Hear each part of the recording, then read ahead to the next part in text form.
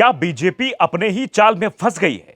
ये सवाल हम इसलिए पूछ रहे हैं क्योंकि जो एक्सपेरिमेंट मध्य प्रदेश में किया गया कि मोहन यादव को सीएम बनाया जाएगा, इससे उत्तर प्रदेश और बिहार के यादवों के समीकरण को साधा जाएगा। तो अब नरोत्तम मिश्रा का जो टिकट कट गया है, क्या उससे भारतीय जनता पार्टी से ब्राह्मण नाराज हो जाएंगे? वैसे ब्राह्मणों की नाराजगी इस वक्त अपने चरम पर है। भरत तिवारी का मसला हो या फिर यूजीसी का मसला हो या अन्य तमाम मसले हो, उनको लेकर ब्राह्मणों में खास तौर पर नाराजगी देखी जा रही है। शायद यही वजह थी कि उत्तर प्रदेश में जब मंत्रिमंडल विस्तार किया जाता है तो मंत्री बनाया जाता है मनोज पांडे को, और मनोज पांडे को ब्राह्मण चेहरे के रूप में समाजवादी पार्टी से इधर लाया गया और फिर मंत्री बनाया गया। तो ब्राह्मणों को साधने का काम शुरू से किया जा रहा है। इधर शंकराचार्य अविमुक्तेश्वरानंद लगातार जो है वो प्रचार प्रसार में लगे हुए हैं। ऐसा लग रहा है कि वो समाजवादी पार्टी के लिए ही प्रचार कर रहे हैं। सारे समाजवादी पार्टी के नेताओं के यहाँ जा रहे हैं, उन्हें आशीर्वाद दे रहे हैं। शायद ये आशीर्वाद इसलिए होगा, जीत का आशीर्वाद होगा जो अविमुक्तेश्वरानंद के द्वारा दिया जा रहा है। कई तरह के सवाल है, लेकिन इन सवालों के बीच हम ये जानना चाहते हैं कि आखिरकार नरोत्तम मिश्रा के नाराजगी के पीछे की वजह तो वही थी, लेकिन केंद्रीय नेतृत्व इनसे क्यों नाराज था? केंद्रीय नेतृत्व ने इनकी टिकट क्यों काटी? ये बड़ा सवाल बना हुआ है। इस पर जरूर प्रश्न चिन्ह खड़ा हुआ है। एक तस्वीर हम आपको दिखाना चाहते हैं। तस्वीर आप देखिए, 2025 की तस्वीर बताई जा रही है। नरोत्तम मिश्रा जब मध्य प्रदेश में थे और उस समय अमित शाह भी मध्य प्रदेश में थे, तो अमित शाह ने अपनी गाड़ी के पास बुलाया, नरोत्तम मिश्रा से कुछ बातचीत की थी। यह फोटो देखकर लगता है कि इस तरीके से तो नेग्लेक्ट नहीं किया जाना चाहिए था, क्योंकि दूसरे नंबर के मध्य प्रदेश में बड़े नेता नरोत्तम मिश्रा माने जाते हैं। आमतौर पर यह कहा जाता है कि जिसका संपर्क केंद्रीय नेतृत्व से अच्छा है उसके टिकट कटने की संभावनाएं कम होती हैं, उसके राजनीति में उज्जवल भविष्य की कामना की जा सकती है। लेकिन उसके साथ साथ एक फैक्टर और होता है, संबंध तब आपके बन सकते हैं जब यस मैन यानी जी हुजूरी के पदों पर आप चल रहे हो। नहीं चलेंगे तो स्थितियां बदल भी सकती हैं। स्थितियां कैसी हो सकती हैं इसका आप प्रमाण देख भी सकते हैं। कई बार आपने देखा भी है, कई बार चीजें हुई भी है, और कितने ऐसे नाम हैं जिन नामों को मैं बार बार गिनवाना नहीं चाहता हूं। तो फिलहाल नरोत्तम मिश्रा की स्थिति इस वक्त क्या है, यह समझना चाहिए। और क्या भारतीय जनता पार्टी भी उसी पैटर्न पर चलने लगी है जिस पैटर्न पर कभी बसपा चलती थी, कि बसपा में कार्यकर्ता मेहनत करता रहे, दिन रात लड़ता रहे, उसके बाद जब टिकट की बारी आए तो टिकट किसी को और को थमा दिया जाए।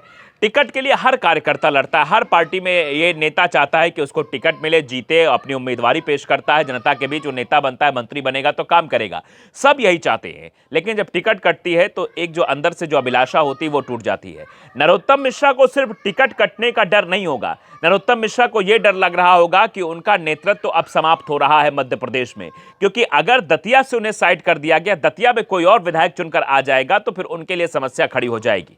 वैसे दिल्ली से फोन तो टंटना गया है, पहुंच भी गया है, और नरोत्तम मिश्रा ने अपने समर्थकों को भी फोन करके कह दिया है कि सब शांत रहिए, ज्यादा उत्पात मत मचाइए, सब कुछ ठीक है, बातचीत चल रही है, या फिर यह संदेश दिया है। तो क्या संदेश उधर से आया है? क्या आने वाले लोकसभा चुनाव में कुछ बड़ा तोहफा नरोत्तम मिश्रा को दिया जाएगा? क्योंकि अगर ये सब कुछ हो रहा है, ये नैरेटिव फैलाया जा रहा है, और राम मंदिर का मसला चल रहा है, तमाम चीजें हैं, एथेनॉल का मसला है, इस समय पूरे देश में भारतीय जनता पार्टी के खिलाफ एक अलग तरीके का नैरेटिव सेट होता जा रहा है।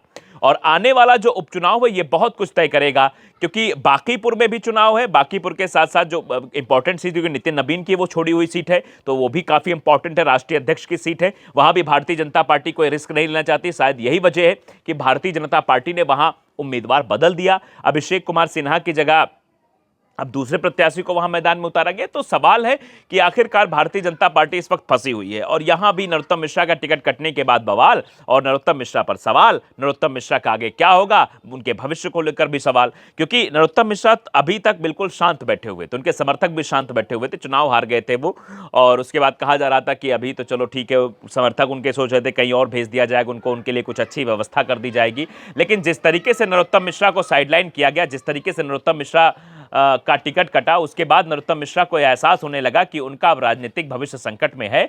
अब किसी नए नेता को लाया जाएगा, उनको साइडलाइन कर दिया जाएगा, क्योंकि आमतौर पर भारतीय जनता पार्टी ऐसे ही धीरे धीरे नेताओं को साइडलाइन करती है जो उनके साथ कंधे से कंधा मिला के नहीं चलते हैं, जो केंद्रीय नेतृत्व की जो हुजूरी नहीं करते हैं, वो उनका साइड होना धीरे धीरे तय माना जाता है। अब फिलहाल आगे क्या होगा, राजनीतिक भविष्य पर संकट तो मंडरा ही रहा है।